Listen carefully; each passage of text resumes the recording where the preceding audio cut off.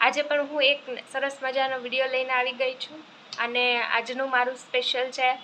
આજે હું તમને એક સરસ મજાની પોટલી બનાવતા શીખવાડીશ. બધાના ઘરે ખૂબ બધા ઘણા બધા કાનુડાના વાઘા હોય છે, પણ એક સાથે મૂકવામાં કાં તો એનો મુગટ ખોવાઈ જાય, કાં તો મેચિંગનું કેલરીઝ ખોવાઈ જાય અને એવું બધું થતું હોય.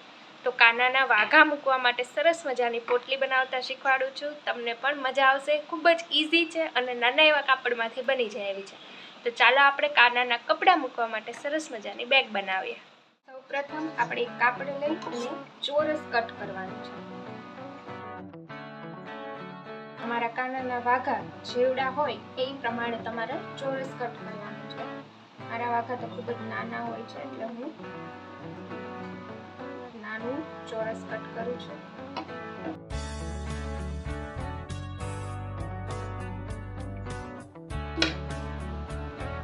આપણું ચોરસ કટ થઈ ગયું છે.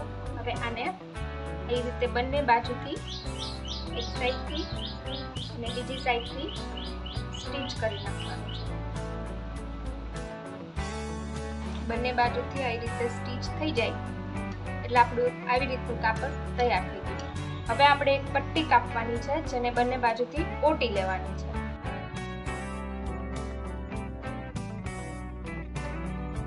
મજાની પટ્ટી કટ થઈ ગઈ છે અને બંને બાજુથી ઓટી લેવાની છે.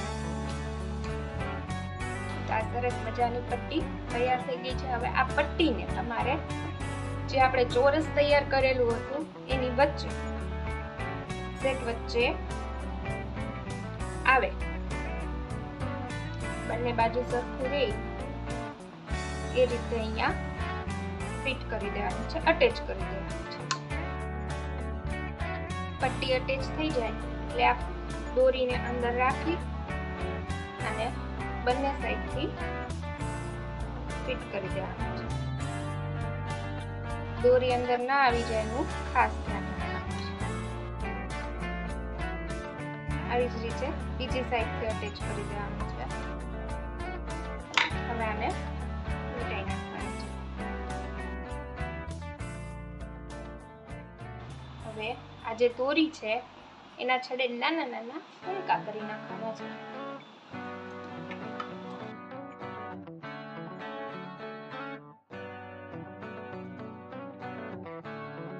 આ રીતે ટૂંકા કરી દઈશું.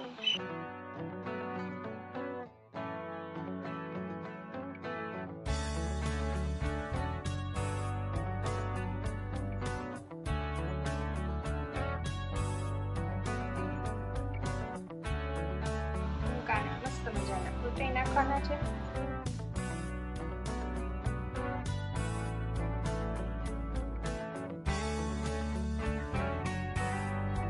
આપણી પોટલી બેગ તૈયાર થઈ ગઈ છે. આમાં હું મારા કાનાના સરસ મજાના વાઘા,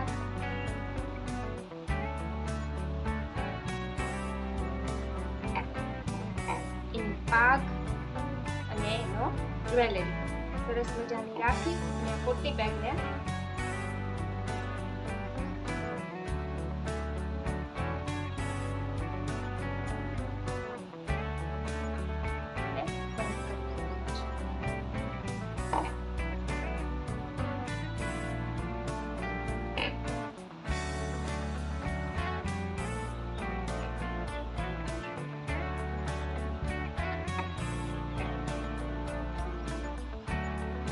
સરસ મજાની પોટલી બેગ તૈયાર થઈ ગઈ છે.